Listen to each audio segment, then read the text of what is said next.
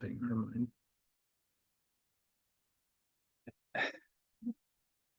And before we start, just I hear people coming in, so let's give us a minute. Good morning. Good morning. Good morning. Good morning. Good morning. Good morning. Good morning. Good morning. Morning. Yes, like table for two in the corner there. There we go. Okay. So today's topic is, often what we do is take a nuance in a Torah portion and then expand that, into a topic we want to discuss. Today's actually is much more central to the Torah portion we're going to read this coming week.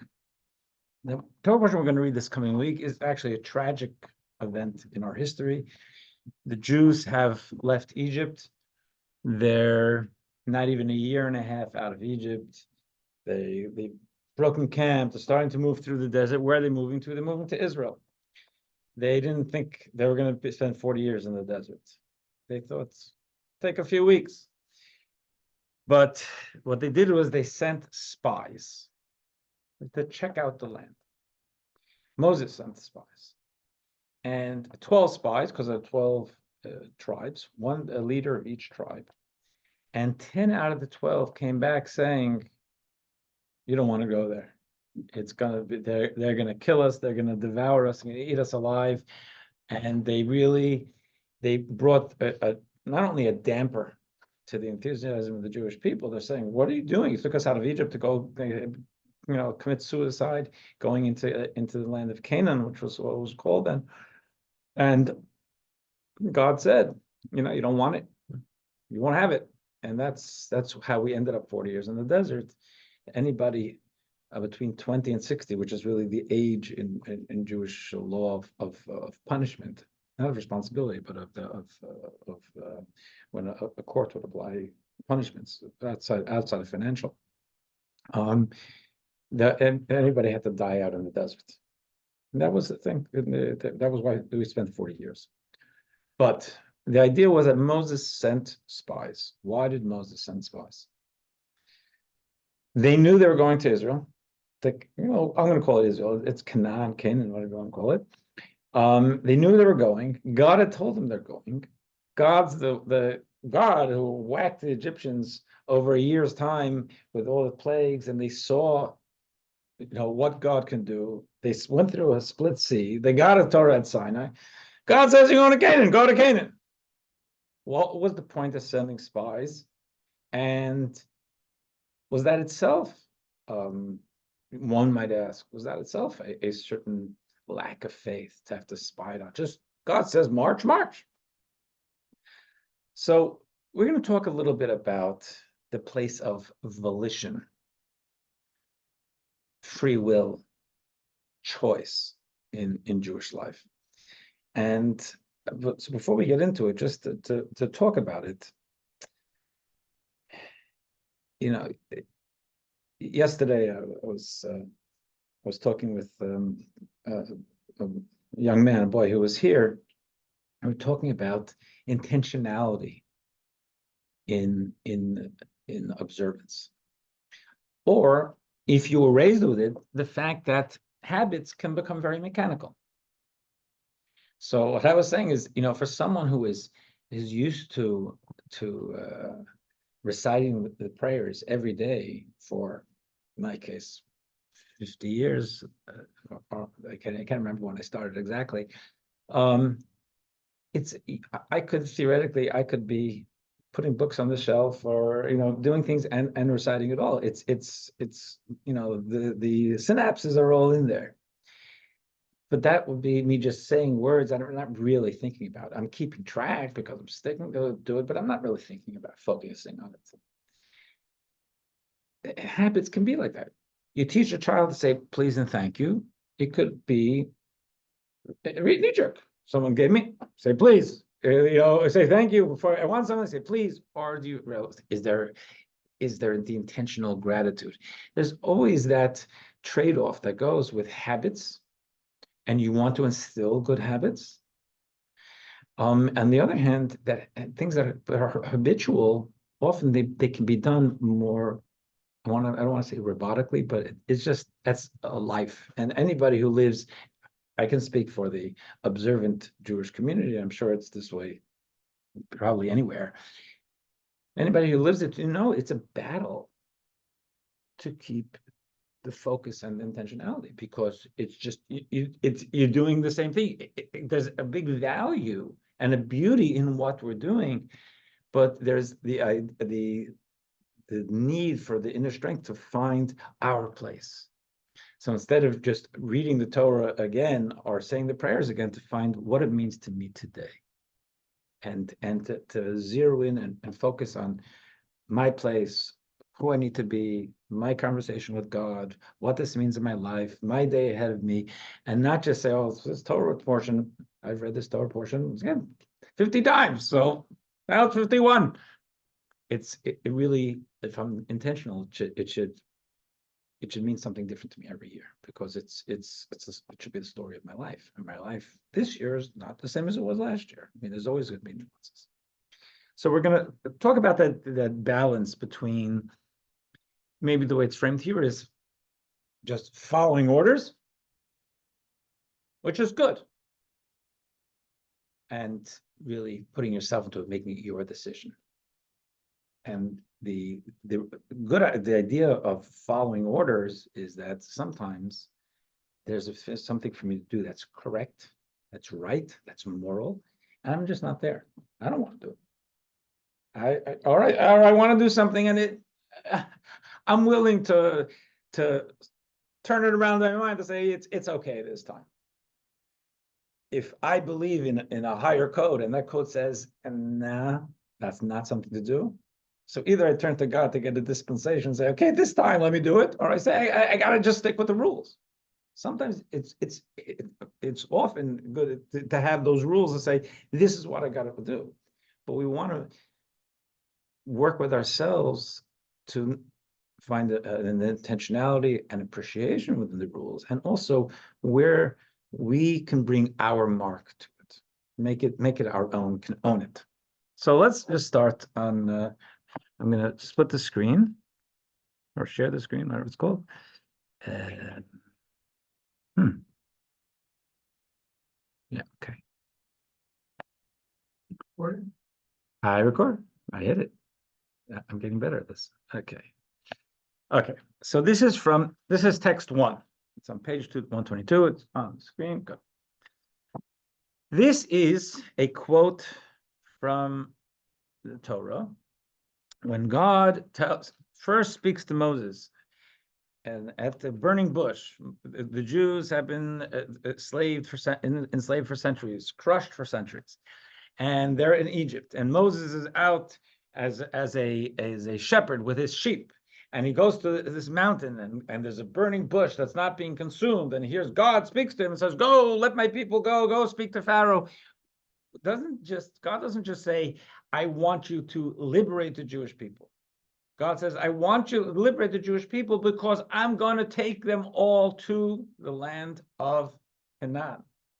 And the language is, I will bring you to the land that I promised to give to Abraham, to Isaac, and to Jacob, and I will give it to you as a heritage. I am God. It's in the news today. We're not going to spend time in it now, but this is something that we have as a people for over 3,600 years. Abraham and Sarah went to the land to settle. That's what the Torah tells us. And as I've mentioned, and I think we have to, as Jews, we have to bear in mind, whether or not I have my beliefs, and I recognize that other people have different beliefs. That's cool. Someone doesn't believe in the Torah, that's their deal. But if you want to think about it, well, over history, the majority of the world, over thousands of years at least, the majority of the world who accept what they call either the Old Testament, or the Muslims call it Torah, or we call it the Torah, it testifies there that this is something that God gave to us, and that our people, Abraham started from Abraham and Sarah, settled it. Isaac lived there his entire life. And we were going back So this was a very big deal. It wasn't just getting out of Egypt, out of slavery. It was about moving forward to Israel. So that's text 1. In text 2a, this is from about this episode with the spies. It's actually not this week's Torah portion. The 5th book of the Torah is like a Moses recapping things in the last 5 weeks of his life. So he's retelling the Jews, reliving with them what happened with that spy situation. It says, you all approached me and said, let us send men ahead of us so that they will search out the land for us and bring us back word about the route we should ascend and the cities we should approach. So what happened? They went and they came to Moses and they said, we want to send scouts. What did Moses do? Remember, Moses is working with God already for a year and a half. He's getting used to the program. They come to him. There's a new wrinkle. God says, go to Israel. The people say, we want to have scouts. So what does he do? He asks God. He's got open communication. He asks God, what do we do? Do we send scouts? And what does the Torah tell us? God says in 2b, I mean, the book says in 2b, God's answer to him was, send for yourself. Men will scout the land of Canaan that I'm giving to the children of Israel. It's a funny language. What do you mean send for yourself? It's not for me. I don't need this. People ask me. So what is text 2c? Rashi, the primary commentary in the Torah, he says, what does send for yourself mean? According to your own understanding. I'm not commanding you to send. If you wish, send. So Moses has, for the first time that we see in the Torah, God says, figure this one out. I'm not telling. You're asking me to send the scouts? I hear you. What do you want to do? Make a decision. I'm watching. It's that the first time God says, I don't want to be your puppet master. I'm giving you the program. What are you going to do? Now, Moses is conflicted. We can only imagine. We don't have it clear from the Torah, but sending scouts could show that he's not 100% sure about the ability to be successful in settling it. But it's from the language of the Torah and from the way Rashi clearly says, it was up to him. Because he was in management, and God said, I want you in management. I'm not going to control your life. I don't want to tell you every single thing. I want you to figure this out. So now we get into the place for what we're going to call broadly free choice. Before I get there, actually, freedom of choice is, it's in this room, we've debated it for 30 years in different shapes and forms, because some people say there's no such thing.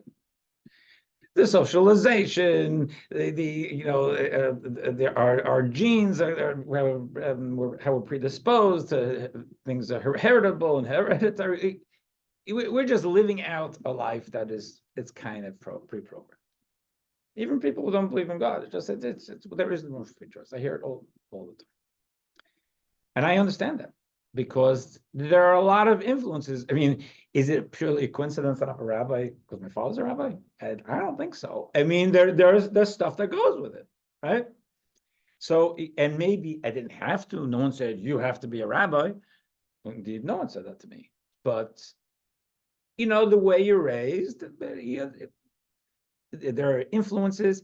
Again, it's not definitive, but to say it's pure, free, that it could,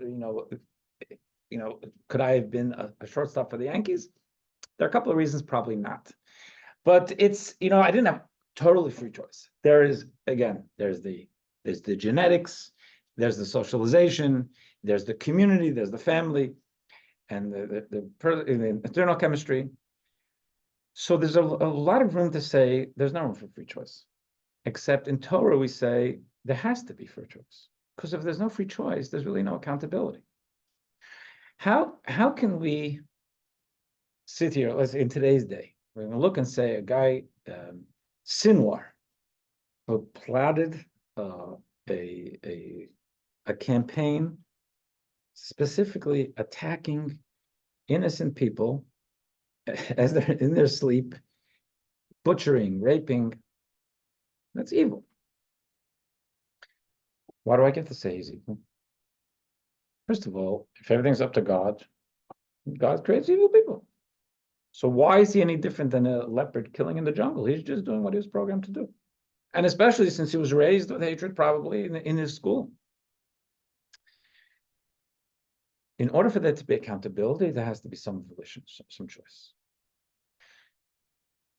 The reason that if you go outside on a 93-degree day and you see someone with a flat tire and you stop and help them, the reason that is virtuous is because you had the choice to just keep on moving. If it's your goodness is pre-programmed, you're just a robot. The reason that when we do something negative, it's evil is because we didn't have to. For 11 years, I was a chaplain here at the VA hospital, which is largely psychiatric. In the psych ward, if someone tried to hit me, I didn't take it personally. These are people who are not in control of themselves. I don't think that they sat and they thought, said, that guy, the yarmulke, I don't like it. I don't have to do this, but I want to go whack him. I understood. That's why I had to watch my back because not only me, anybody who walked in there, because they're not in control of their sentient capabilities to make a choice. Most people, if someone slugs me, I figure they meant to, and they made a choice. So, in Torah thinking, in order for there to be the idea of accountability and reward and beauty to what we do, and the opposite of beauty to what we do, there has to be some sense of choice. Otherwise, we're just robots. And you're playing out the script of your life, good or not good. So what are we here for? Why does God need it? It's about us achieving something, and that means that there's volition. So what the Talmud tells us is that an interesting thing. Rabbi Hanina said, all is in the hands of God except for fear of God. As I don't like the translation. Fear of God. Let's go for respect of God. The Talmud is saying yes. Much of your life, it's kind of planned out. But when it comes to doing something to a moral decision, God creates space for you to make your own moral decision. And therefore, if it's a good moral decision, it's beautiful. And if it's not, just to say, this is the way you were trained, this is the way you were brought up. Listen, I grew up 3 generations of mafia people. I thought just, shooting people was normal. That's not good. It's a challenge I didn't have, but there's a moral conscience. See, it's not, we have a choice to be ourselves. In less cases we don't, but generally we do. So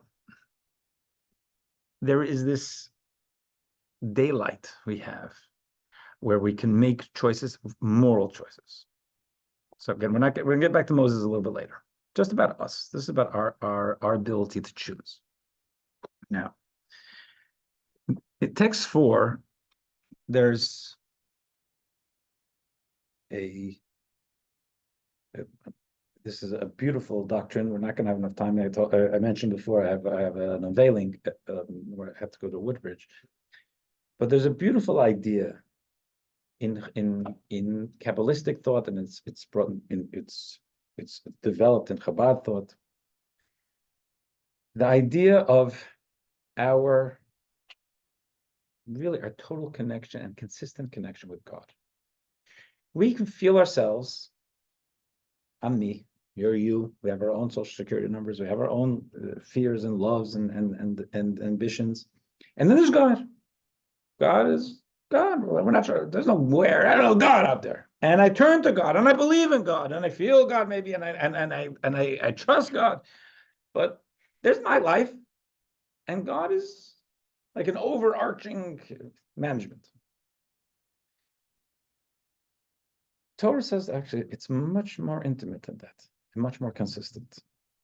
And the way the founder of Chabad, Rabbi Shazam, and the way he presents it in his Tanya, It says just a glimmer of understanding. It says, if you take a look at the sun, there's the sun, we'll call it the sun planet, sun globe. And then there's a ray of the sun coming through the window. The ray of the sun, for us adults, we all know, ray of the sun is not an independent entity. Ray of the sun is a direct ray, glimmer of the sun, how many, hundreds, thousands, or millions of miles away. If there is, if I close the shade, there's no more ray. My friend Ray is gone. Or if a cloud goes in front, it cuts it off. It's not an independent entity. From a Kabbalistic perspective, each and every object in the world, each and every one of us is consistently almost recreated by God. God is not only like our spiritual DNA, but God is giving us life. And our existence is like a ray of that sun. It's not, we're not as independent as we feel. We may know we're not independent of our breathing apparatus, of our cardiac apparatus. Even more than that, our very existence is dependent on the godliness bringing us into existence.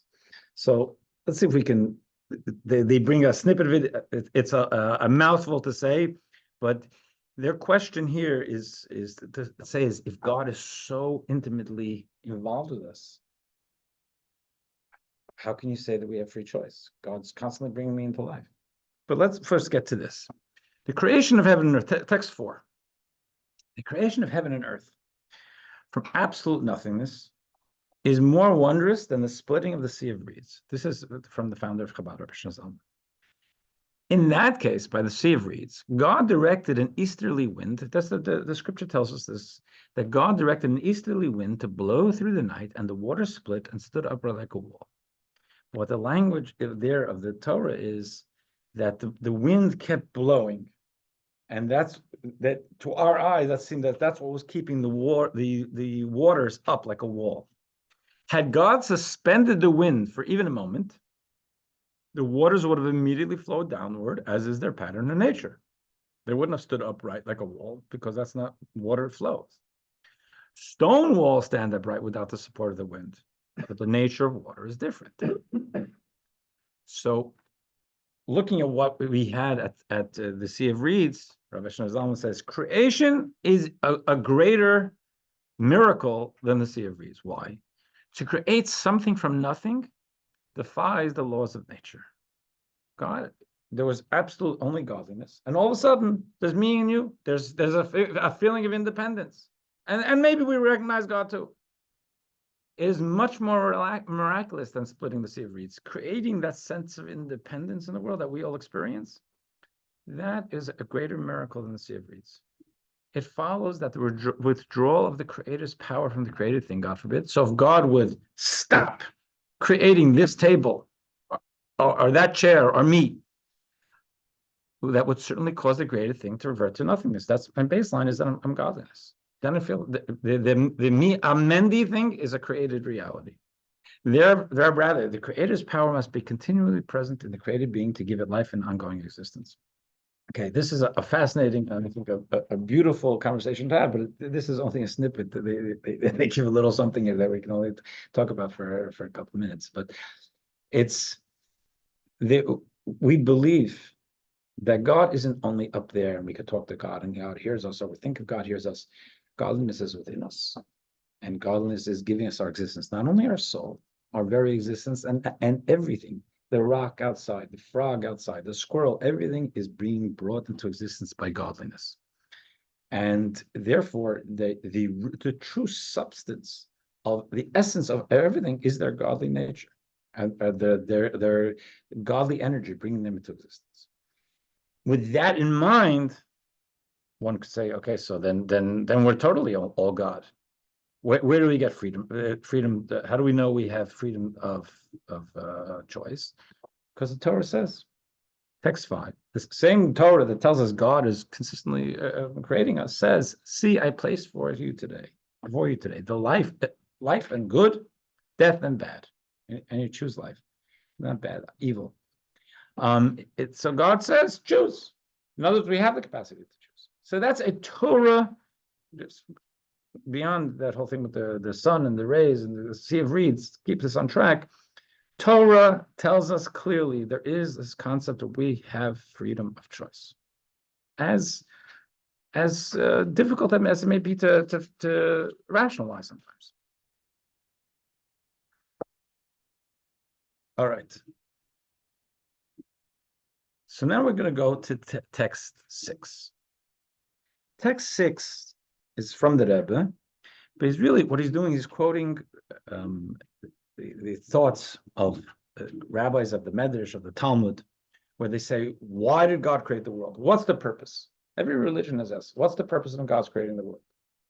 This Medrash tells us God created the world because God wanted a dwelling place in this lower reality. What does that mean? So, as the Rebbe is putting it, when God expressed a desire for a home in the lower realm, which is what the Talmudic rabbis tell us, he wanted the lower realm to choose to become a home for him. Okay, so here's what becoming a home means. Take the home. If I invite you to my house, so first of all, I need to let you. I have to welcome you. You just coming into my house, even if I'm okay with that, it's not what we call a guest. You want it, you in relationship, you'd like to be welcomed in. Not that I just arrived. You welcomed in, and that I didn't. It's not that someone told me, I have to invite, or there's some I don't know, some protocol in my contract I have to invite a quota of people. I actually want you there because that means that's a relationship. God wanting to be at home in our lives means that God doesn't want to force himself into our lives. God wants us to welcome God into our lives. Welcome God into our lives means just saying, I want to do this. I want you in my life. Now, not only is it that God says what the Torah wants is for God to be at home in our lives, means that we're kind of consistently thinking, even in the back of our minds, what does God want out of this? And that's really the bottom line of it. If I have someone comes to anywhere you go, you're there for a reason. Going to ShopRite, you're shopping. Going to a Yankee game because you want to watch a game. You're coming to synagogue because you have to do services. When you're at home, there's no why. Where else should I be? This is my place. Not only does God want us to invite him into our lives, and I'm saying him because that's just we use the term, not that God is male. It's God wants to be at home in our lives, not just invited in. Oh, it's Rosh Hashanah. I got him here. Or it's Shabbos. Or it's time for prayer. What about when I'm at work? What about when I'm dealing with a vendor, or a nasty customer, or a neighbor I don't like, or whatever? It's the mindset of thinking, I'm created by God. I need to lead a meaningful life. And where would God want me to go with here? Where does God want me to go with this? That's called being at home in life. For many of us, if you want to, if something's going on, you want to measure it up against how's this going to impact this one or that one or my job or whatever it is. There are things that are always running in the back of our heads. Our financial situation, our health situation, something that should be at home and not just invited in, but it'd be at home in us is, what does God have to say about this? What's the right thing to do? I don't know what I want to do. Not only what's the profitable thing to do, or the popular thing to do. Is what's the right thing to do? That's the God thing to do. So this idea of being, God wants us to choose to become home for him. God wants us to choose to make ourselves a home for God. Meaning that God's in I'm making my decisions, but God's opinion is my North Star. To accomplish this, it is necessary that the home be created not just by Jewish souls, but by souls invested in physical bodies. Only then is the home built on the lowest realm. Human beings making decisions to say, I don't have to do this. I have reasons to do this. That, again, that choice will be more profitable. That choice might get me more friends. That choice is going to taste better, whatever it is. And I'm going to say, with all of that, I want to do what I need to do, what God wants me to do. I'm not forced. It's not like, that if I do that thing wrong, all of a sudden there's some lightning bolt is going to come and do that.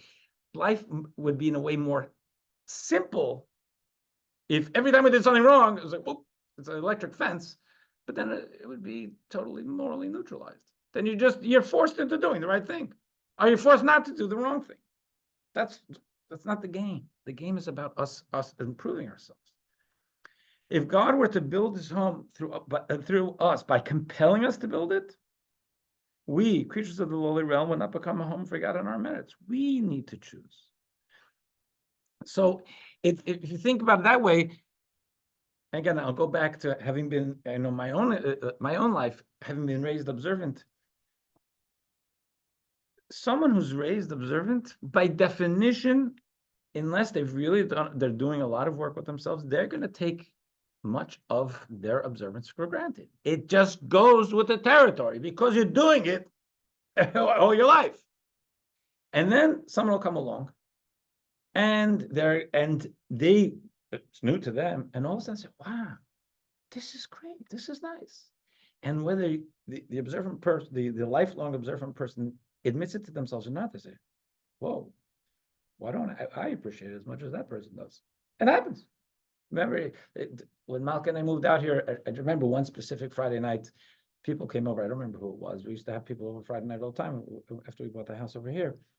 And they were so enthralled with the idea of Shabbos and a Friday night. And they say, man, and there's no, you're not watching TV. I don't know if I think it was before the cell phones, we became slaves to smartphones, but, and they were so, it's like, they're saying, it's like Thanksgiving every week.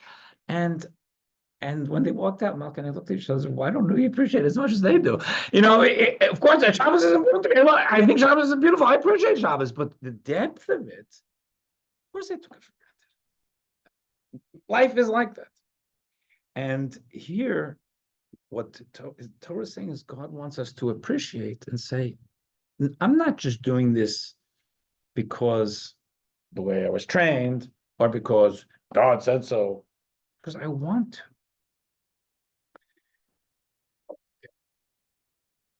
So now let's go to text 7 to take this a little bit one step further. That'll help us understand this Moses story that we're going to read this week.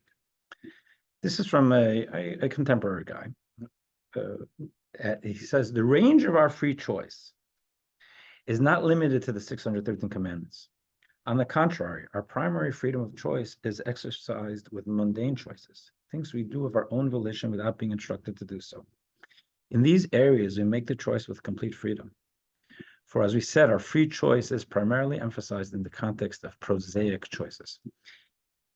And this is a central thing. If I believe in God, and I believe in Torah, and I do, Shabbos is Shabbos. Someone says, oh, this Saturday, if you come over here, you can, this will be fun, or you make a lot of money. It's not even for me, done. That's not a discussion. But there's a lot of gray area. What happens if someone says that we're going to do something which is going to steal from someone or going to violate Shabbos? We can play a little bit with it. There's always gray areas. And technically, I'm not doing anything wrong, but I know it doesn't pass the sniff test. Those choices where technically I'm not compelled to do this or not do that because I accept the program. Within accepting the program, there's a lot of room of how to do things and choices to make that can really make an impact in the world. and impact other people and how other people feel. And what my day was like. Was my day one of shedding light, or was my day one being careful not to trip any of the third rails of mitzvahs? But I really didn't help the world. You can be that. There's Nachmanides has a pretty famous quote. He said, "You can be a despicable person with Torah license. It's possible. You can just make sure not to touch those things." And that's not, what he's saying is, in that sense, for a person who cares about what God says, and say, "Okay, I'm not going to do that." Okay, but now that you're not going to do that, or I am going to do that, how are you going to do it? What's this? How are you going to go about it? Because it's not also black and white. Do this, don't do that. It's just life and how we treat people and the decisions we make. And we know I'm technically not doing something wrong, but I know exactly that it's triggering something. Whereas the next person gets to do something wrong, and I benefit from it. I didn't do it. Plausible deniability. That's you're fooling yourself. Because if God knows, right? If it's about me doing who I need to be. Okay, so this is a very important point, which is that there is room, a lot of room for our own. When we had the quote from the Talmud in text 3 that everything is predetermined except for the respect for God. It wasn't only about the concrete mitzvahs. It was about choices we have, which are generally what they're calling prosaic choices, but it's about a lot of life. So in that sense, and we're gonna say we're gonna go further, but just to go back to Moses. Moses knew that they had to go to Israel. That was not an option. God said, "I'm taking you out of Egypt. You're going to go to Israel." He says, "Okay, we're going to Israel. Now, should we be sending scouts or not?" So God said, "Now that you know what to do, I'm going to let you decide how to do it. Not going to Israel, that's not an option. I told you to go to Israel. How to get there? Go. And you have numerous ways. You decide the best way. It's not a thou shalt or thou shalt not, because I didn't tell you a specific way to do it. Is going to Israel, sending spies, scouts, is that going to help the endeavor? That people will look and see, so they first of all, they do it a safer way. You got to scout out. You don't have to rely on miracles. You figure the best way to do it. But also they come back with good news, so people will build up people's excitement. Or maybe sending scouts is not such it's a dangerous thing, because people might come back and say, we're scared. But he said, "I'm going to leave this to you." This opened up a vista for Moses that excited him. So it's not just us as Jews. We just got a Torah a year ago, and then we go, do this, don't do that. It's a bunch of rules. It's not only about that. That's the general framework, but then there's how you're going to go about it. You got to try to see the world through God's eyes and try to make godly decisions. And if you look in text 8, to move this along a little bit, we are now, the Rebbe spoke about this, about this Torah portion. This Torah portion always falls in this month of the Jewish year. It's Sivan, and towards the end of the month. So the Rebbe pointed out something. The third Hebrew calendar month, the month of Sivan, is marked by God giving us a Torah from above. So we just celebrated Shavuos. We celebrated the giving of the Torah, the anniversary of the giving of the Torah. It's top down, God giving us. Even our reception of the Torah is inspired from above. We stand proverbially near Mount Sinai and receive the commandments as they descend from above, from God. So the rhythm that we're in, Shavuos, is we're here, God tells us what to do. Whatever you say, boss. This is God giving us. But the following month's theme that we're going to be going into, and we're going to be announcing that on Shabbos, marks the Jews journeying away from Mount Sinai and initiating the worship of God from below. We begin to transform the world into a home for God according to the instructions we received earlier at Mount Sinai. The next month symbolizes us going through the desert. Now we're not standing at Mount Sinai. We're not seeing, that mountain. Remember what was there? We're making our way through the desert. And it's up to us in our minds and in our mind's eyes to think, okay, but Sinai happens. We now have to bring that inspiration into what am I going to do today here? It's the desert. I'm not compelled. Standing in Mount Sinai and God says, do you want the Torah? We all, of course, say no. But now, as time goes on, moving away, say, maybe someone say, did that really happen? What were we smoking? Or is it, this is kind of tough. Do we want it? The weight and the power of the top-down presence of God starts to wear off. Now it's up to us. Okay. Now, one of those things is that we experienced, and my generation, I saw it pretty clearly, is the difference between living in a shtetl community and America, even though we have shtetl communities in America too. When you're in a shtetl community, let's say here, if you live in Borough Park, you live in Lakewood, you live in Passaic, and there's a more of a collective communal, I'm not going to say pressure because no one's telling you what to do, but that's what everybody's doing.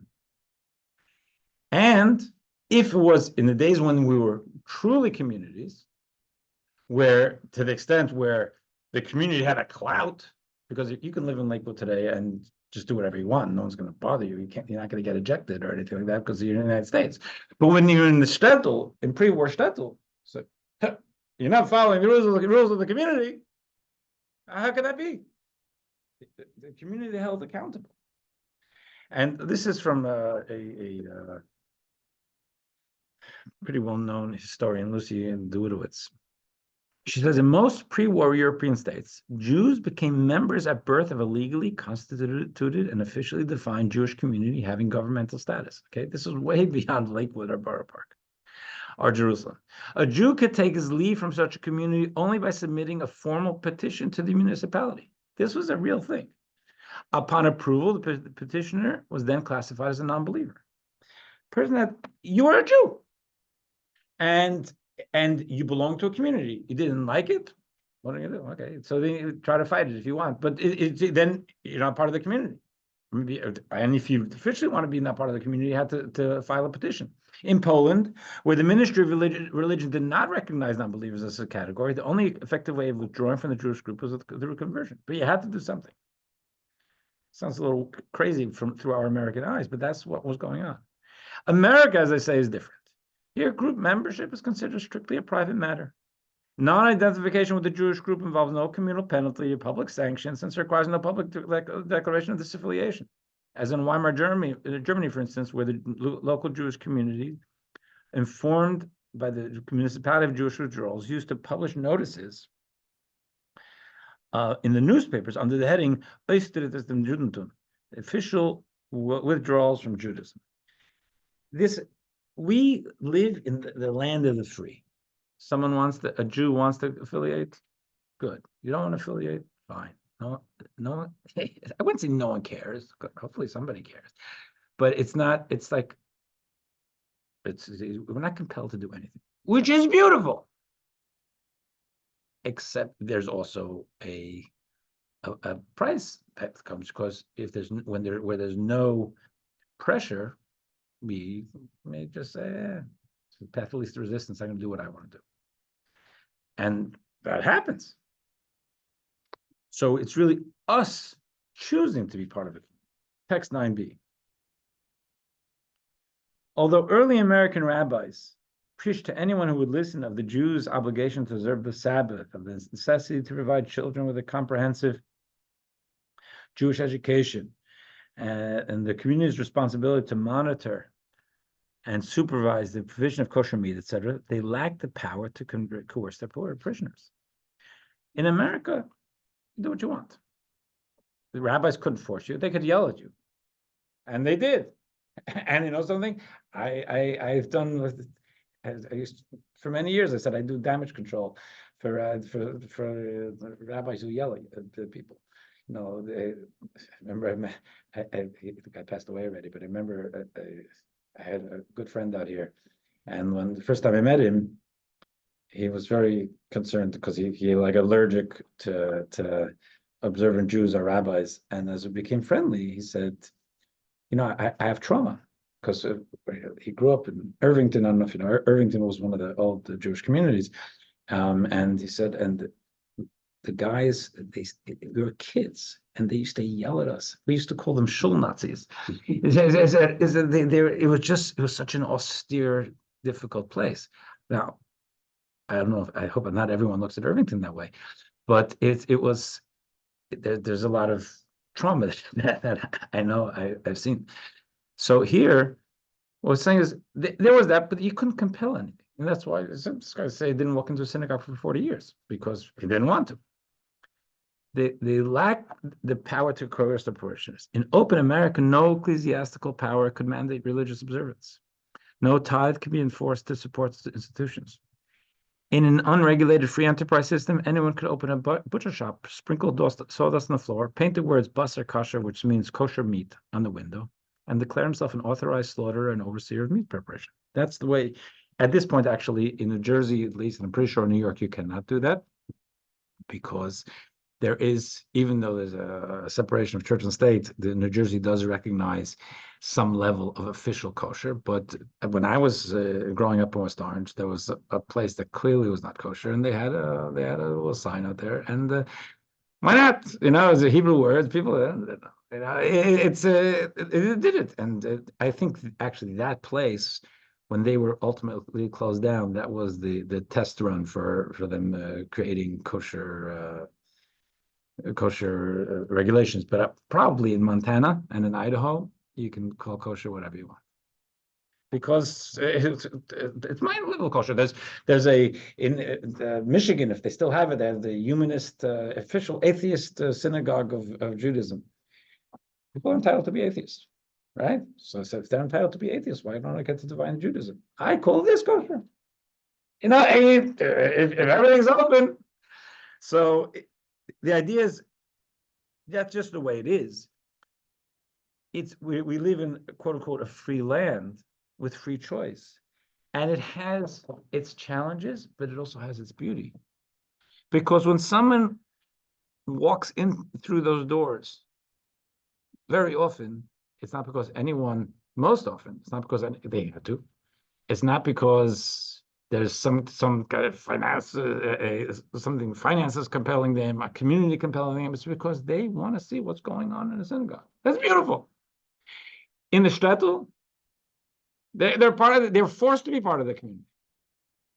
And there's a real beauty that comes with the freedom we have in this great country, that it's not, again, I believe in good habits. And I believe in observance, but it comes with this challenge of taking it for granted. That's the challenge I have and everybody else like me has in that way. A beauty of me being here for 30 years is I get see people who by and large don't take anything for granted, and it inspires me because, yeah, if they're inspired, I get inspired. It's cool. I agree, it's cool. I only think about it because you asked me about it, because we're talking about it. This is based on a talk of the Rebbe, and the Rebbe was a very big, adamant patriot in the United States. Obviously, God, Torah, Judaism, Israel. That was central to him. But believed in this country because of its freedom of religion and because of its beautiful humanist spirit, humanitarian spirit, was a tremendous blessing to the world. And here, even though within the observant community, say, oh my gosh, now people, they don't have to do this, they don't have to do that, and they're going to make other choices. So you say you have some fall off, which is not good. The beauty is that where we have the people choosing to be part of this.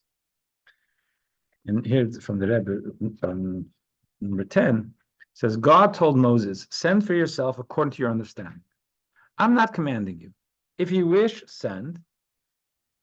And so it's up to you. At this time, not only was Moses not concerned that sending spies might be inappropriate. On the contrary, he rejoiced over the novelty of this instruction. Going forward, he saw this as a new vista in Jewish exercising and observing of the Torah. Going forward, Jews will be able to worship God with absolute free choice, without requiring divine instruction at every turn. Rather, the Jew would be trusted to figure out God's will by aligning their mind with God's will. Now, here just another thought. One of the things that we're told by the Talmud is that the day that the spies were sent was a few weeks ago. We celebrated Shavuos. Shavuos happened. Let's say it would be June time. Got the Torah to June time. The Jews stayed at the mountain for almost a year. Then they started to move this time of year. When they were zeroing in, I'm going to Canaan, the spies were sent on the 29th day of Sivan. Today is the 17th day of Sivan. So a week from Friday will be the 29th day of Sivan. Now, so what's interesting, what the Rebbe alluded to, the Rebbe came to this country on the 28th day of Sivan in 1941. He came here in the middle of the war.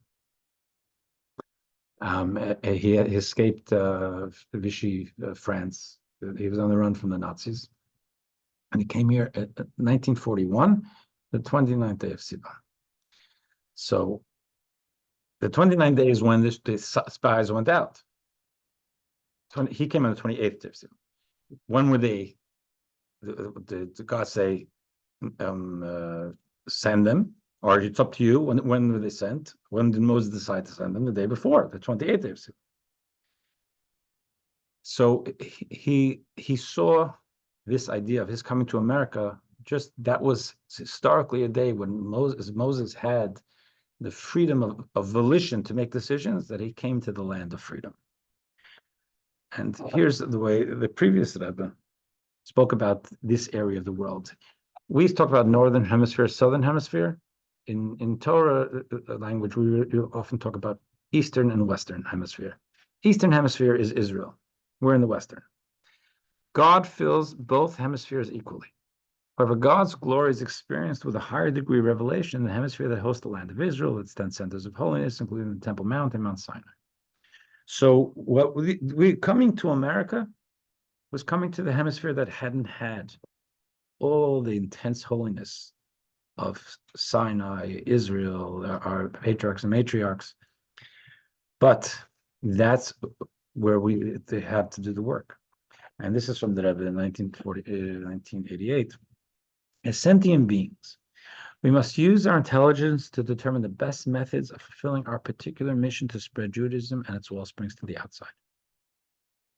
We're expected to assess the dynamics of our situation and find the most effective words and tone of voice in which to communicate and to determine which books to recommend, which materials to use, etc.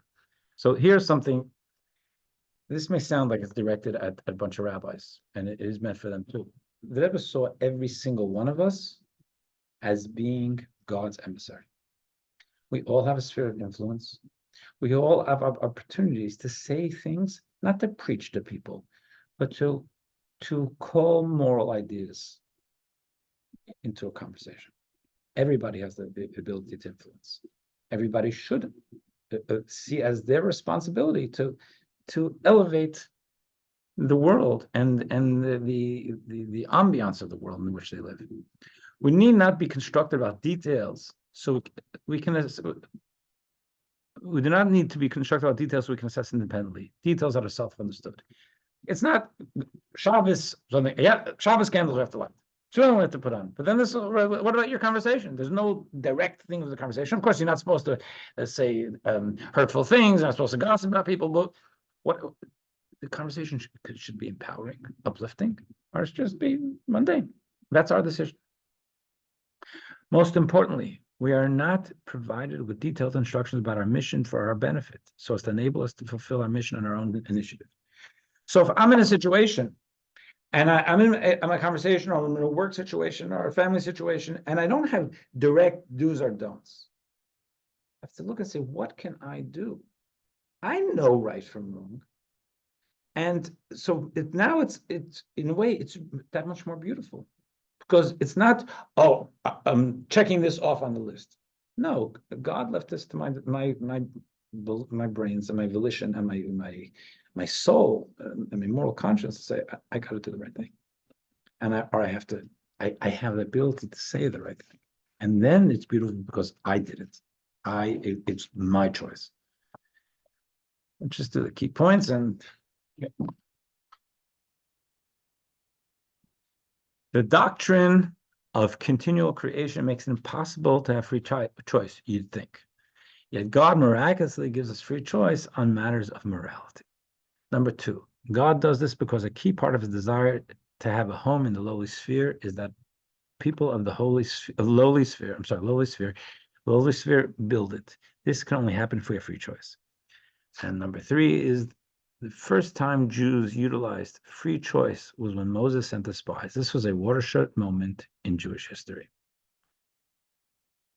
Okay, so that's that. I don't know if there are any questions. I mentioned before in the beginning, I have, fortunately, I have to rush today because I have to go to an unveiling in Woodbridge. But if there are any questions, I can. If not, catch you next week. Be well. Sorry?